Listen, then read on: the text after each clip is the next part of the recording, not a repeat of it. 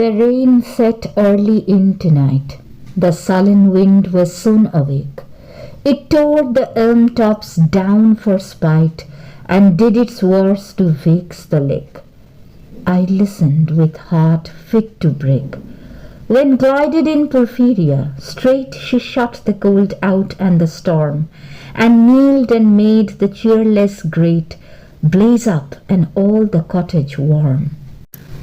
Which done, she rose, and from her form withdrew the dripping cloak and shawl, and laid her soiled gloves by, untied her hat, and let the damp hair fall. And last she sat down by my side and called me. When no voice replied, she put my arm about her waist, and made her smooth white shoulder bare, and all her yellow hair displaced, and stooping made my cheek lie there, and spread over all her yellow hair, murmuring how she loved me. She, too weak for all her heart's endeavour to set its struggling passion free from pride and vainer ties dissever, and give herself to me forever. But passion sometimes would prevail, nor could tonight's gay feast restrain a sudden thought of one so pale for love of her, and all in vain. So she was come through wind and rain. Be sure I looked up at her eyes, happy and proud. At last I knew Porphyria worshipped me.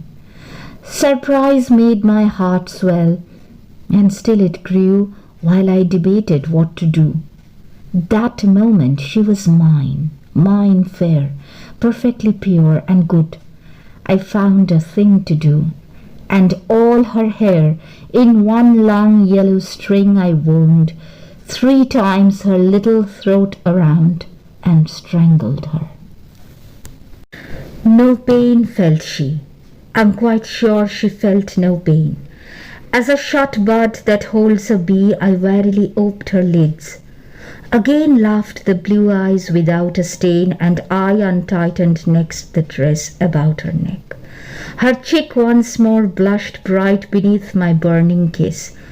I propped her head up as before, only this time my shoulder bore her head, which droops upon it still.